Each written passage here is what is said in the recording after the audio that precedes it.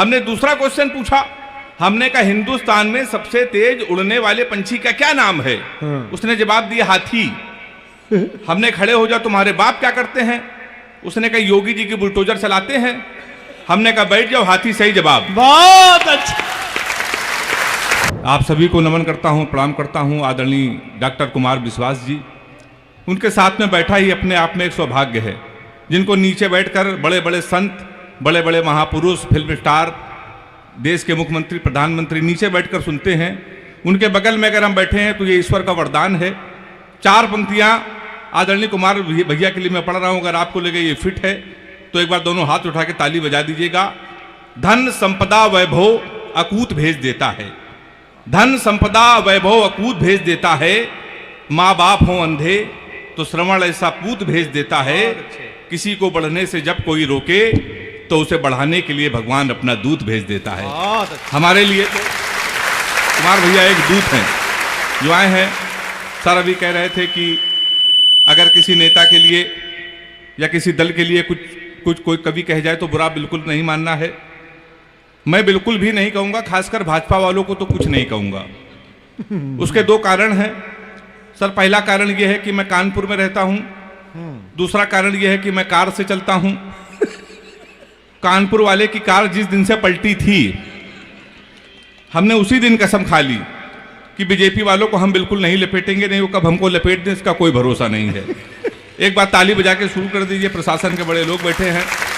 गौरव भैया को नमन करता हूँ। हमारे संतोष भैया कानपुर में थे, यहाँ पर आगे प्रशासन के बड़े अधिकारी हैं।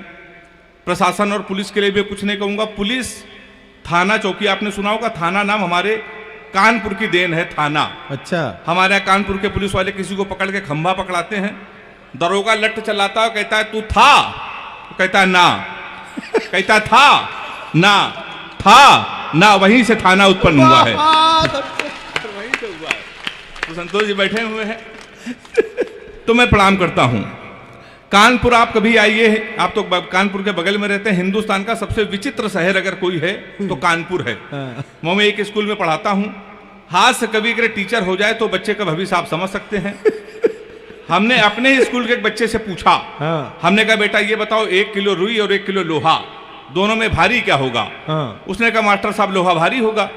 मैंने कहा बेवकूफ, मैं जो तुमसे कह रहा हूं कि 1 किलो रुई 1 किलो लोहा, जब दोनों 1 किलो है तो लोहा कैसे भारी होगा? इसका जवाब सुनिएगा। उसने कहा मास्टर साहब आप हमको 1 किलो रुई फेंक के मारिए, हम आपको 1 किलो लोहा फेंक के मारते हैं। हाँ ऐसी ताली बजाइए, आप जान जाएंगे क्या भारी होगा। विजय भाई भी बैठे हैं।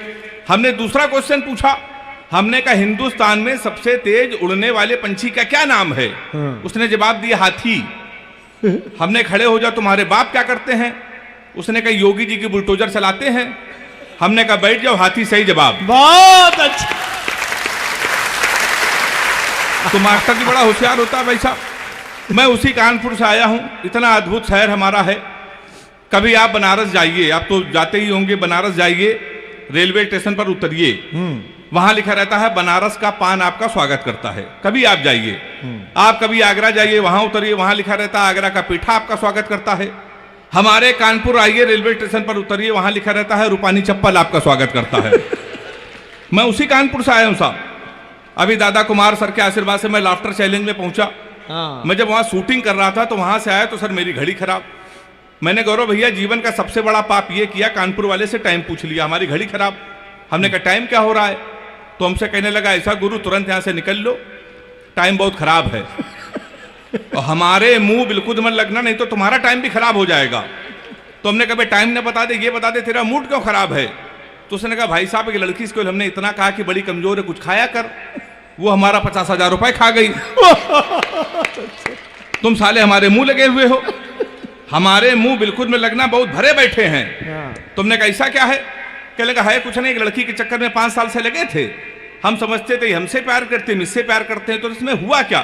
कहीं हुआ कुछ नहीं भाई साहब, हमारे नगर निगम का चुनाव चल रहा है, उसको मिल गई है पार्षद की टिकट। पूरे शहर में होल्डिंग लगी है युवा दिलों की धड़कन पुष्पा पाल। तुम साले हमसे टाइम पूछ रहे हो? लोग तो नारा लगा रहे हैं मोहर मारो तान के पुष्पा को पहचान के। कल एक लड़का कान में नारा लगा रहा था, इस बार हाथ उठा के ताली बजाना, लैया बड़ी करारी है पुष्पा पाल हमारी है। तो सब हमारा उत्तर प्रदेश सबसे अद्भुत है सर। तो हमारे दिल्ली से आए हुए हैं, आप कभी दिल्ली जाइए, बंबई जाइए, बंबई के लोग अगर पैसा आ जाए तो अपने बच्चों का कैरियर बनाने के लिए सर करोड़ों खर्चा करते हैं। हरियाणा के लोग अपने बच्चे को स्टार बनाते हैं, स्पोर्ट्स में भेजते, करोड़ों खर्चा।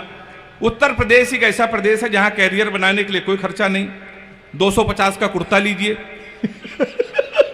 350 का सफेद पैजामा, 50 रुपए का काला चश्मा, 40 रुपए गले में डालने वाला अंगोछा। हमारे यहाँ तैयार हो जाता है युवा हृदय सम्राट। ये केवल हमारे उत्तर प्रदेश में होता है सर। तो मैं उसी उत्तर प्रदेश का रहने वाला हूं। लोग बड़ी तुलना करते हैं तुम्हारा उत्तर प्रदेश कितना नकारा है, कितने आलसी लोग हैं। अभी जब हरियाणा के बच्चे ने भाला फेंक के स्वर्ण पदक जीता, तो एक वीर रस के कवि ने हमसे कहा अगर यही भाला हम पाकिस्तान में फेंक दें, पाकिस्तान तो निपट जाएगा। हमने कहा इसमें हिंदुस्तान की बेइज्जती है, भाला इतना बड़ा, पाकिस्तान इतना बड़ा। 4 लाइन में मैंने पाकिस्तान को निपटा दिया है। अगर वो निपट गया हो तो मुझे तालियां बजा के मुझे बताना। मैंने लिखा कपड़े जिस पे टंगते हैं वो कीली फेंक के मारेंगे, कसी हुई ना मिल पाई तो ढीली फेंक के मारेंगे। जो भाला फेंका नीरज ने वो चीन की खातिर रखा है, पाकिस्तान तुमको तो हम तीली फेंक के मारेंगे। हम लोग सब ऐसे ही निपटा देते हैं पाकिस्तान को। लोग बड़ी तुलना करते हैं, पाकिस्तान हमसे कहता है हम कश्मीर ले लेंगे, कश्मीर ले लेंगे, कश्मीर ले लेंगे। हमने कहा बेवकूफ पाकिस्तान, सीमा हैदर तो हमसे ले नहीं पा रहे हो, तुम हमसे कश्मीर ले लोगे। तो लोग बड़ी सब तुलना करते हैं कि हरियाणा के लोग स्वर्ण पदक जीतेंगे, उत्तर प्रदेश के लोग कितने नकारा हैं। हमने कहा इसमें बहुत बड़ा अंतर है। हरियाणा का बच्चा सर सुबह 4 बजे जगता है, सबसे पहले जाता है जिम, 4-5 घंटे जिम करता है, वहां से आता है 4-5 किलो फल खाता है, वो सो जाता है। शाम को 5 बजे फिर वो सो के उठता है, फिर वो जिम जाता है, फिर 4-5 किलो फल खा के 2-4 घंटे टहल के सो जाता है। हमारे उत्तर प्रदेश के लड़के कानपुर मल्लावा के 9:30 बजे सुबह सो के उठते हैं, वो भी तब जब उनका बाप उनको लतियाता है।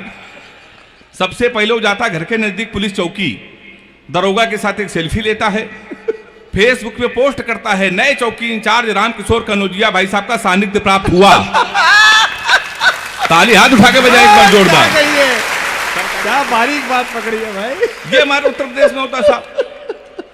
शाम को वो सो जाता है, शाम को जब वो सो के उठता है संतोष सर, तो 7-8 लड़कों से जो बियर की बोतल खोलता है, उसी दरोगा को प्रेशर में लेने के लिए स्पीकर खोल के फोन करता है, दरोगा जी नमस्कार, पहचाना? अब दरोगा जी समझते गुरु उस समय इसके मुंह न लगो, इस समय तो उसके लगी हुई है। दरोगा उसका फोन काट देता है, फिर वही दरोगा 12 बजे मारते मारते उसको थाने लेके आता है। आपकी सेल्फी डालता है वो दरोगा, गुड्डू भैया 100 ग्राम चरस के साथ धरे गए। फिर गुड्डू भैया की होती रात भर कुटाई। 3 दिन बाद लोकल विधायक उसकी पैरवी करता है, फिर वो छूट के आता है, फिर वो विधायक बनता है। हम कवियों को बुला के सुनता है, ताली बजा सकते हैं। गौरव भैया यहाँ के लिए नहीं है, हमें सुरक्षित कानपुर भी जाना है। तो हमारा उत्तर प्रदेश बहुत अद्भुत है। 2-4-5 मिनट केवल मैं आपके और रहूंगा। रश्मि जी, गजेंद्र प्रियांशु जी श्रृंगार के बहुत बड़े कवि हैं। ये लोग आएंगे, आपको प्यार मोहब्बत की बातें बताएंगे, भटकाने की कोशिश करेंगे। मैंने प्यार मोहब्बत के विषय में सर कोई कविता नहीं लिखी, ऐसा नहीं कि कोई प्रेमिका नहीं है। योगी जी की सरकार, जब योगी जी की सरकार उत्तर प्रदेश में नहीं थी तो 15 प्रेमिकाएं थीं। जिस दिन योगी जी उत्तर प्रदेश के मुख्यमंत्री बने, हमने सबसे राखी बंधवा लिया, क्योंकि सर्वाधिक कुटाई किसी की यूपी में हुई तो प्यार करने वालों की। तो मैं प्यार मोहब्बत से बहुत दूर रहता हूं सर, दूर से ले रहता हूं। लड़कियों की बीमारी है, किसी लड़की से कोई क्वेश्चन पूछ लो तो इतना उठपटांग जवाब देती हैं। हमने एक लड़की से पूछा, हमने कहा तुम्हारा फेवरेट कलर क्या है? कहने लगी स्टूपिड कहीं के, कोई मेच्योर क्वेश्चन नहीं पूछ सकते। तो हमने पूछा, हमने कहा 0.8 मिलीलीटर सल्फ्यूरिक एसिड को न्यूट्राइज करने के लिए कितने मोल बाइकार्बोनेट की जरूरत पड़ेगी? तब उसने बता रहा हमारा फेवरेट कलर पिंक है। तो मैं बहुत दूर रहता हूँ प्यार मोहब्बत से। मैं तो इतना दूर रहता हूँ। लड़कियों की एक बीमारी और है, किसी लड़की को आप गौर से देख लो तो कहेंगी देखो कैसे कुत्ते की तरह देख रहा है, ना देखो तो कहेंगी कुत्ता देख भी नहीं रहा है। तो साहब मैं बहुत दूर रहता हूँ। हमारे गजेंद्र भाई हैं, कह रहे थे हेमंत नाम में कुछ नहीं रखा, नाम में कुछ नहीं रखा। सही कह रहे थे सर, नाम में कुछ नहीं रखा है। मुस्कान नाम था उसका, वो हमारा नुकसान करके चली गई। फिर हम रोशनी नाम की लड़की में शिफ्ट हुए तो 2.5 साल उसने भी हमको अंधेरे में रखा। लोग सही कहते हैं नाम में कुछ नहीं रखा। इन बेचारे लड़कों को देखिए, ये लड़कियों का नाम मोबाइल में सेव करते हैं, my honey baby, my darling, my sweet heart, my जानू। इन बेचारे लड़कों को देखिए, ये लड़कियों के नाम मोबाइल में सेव करते हैं। पप्पू हलवाई, राशिद प्लम्बर, मुन्ना हवलदार। ताली बजाइए जोरदार। तो हमारे साथ तो साहब ये होता है। अभी सर हमको दुबई ले गए थे देश के सबसे बड़े मुशायरे में। तो जब मैं दुबई गया तो हमारी वाली ने सर फोन किया, कहने लगे हमने सुना है तुम दुबई में हो। तो हमने कहा सही सुना है। कहने लगे हमारे लिए एक सोने की चैन ले आना। हमने कहा क्यों? लेकिन दुबई में एक तो सोना सस्ता है और जीवन भर में तुमको याद करती रहूंगी। तो हमने कहा पगली हम चैन नहीं लाएंगे फिर भी याद करती रहोगी। उसने पूछा कैसे? हमने कहा जीवन भर सोचो कि हरामखोर से पहली बार कुछ लाने को कहा था, ये वहां से भी खाली है चला आया है। तो सर इसी चक्कर में कोई नहीं टिकता और मैंने तो एक सबक लिया है, आप भी ले लीजिए। अपनी प्रेमिका को कभी भी रुलाना नहीं चाहिए, क्योंकि 7-8 हरामखोर उसका आंसू पोंछने के लिए हमेशा तैयार रहते हैं। हमारी हालत क्या हो गई है? अंतिम 4 पंक्तियां पढ़कर मुझे पूरे तालियों के साथ विदा कीजिएगा। एक एक प्रेमिका को बांट कर ले गए, जो नहीं माना उसे डांट कर ले गए।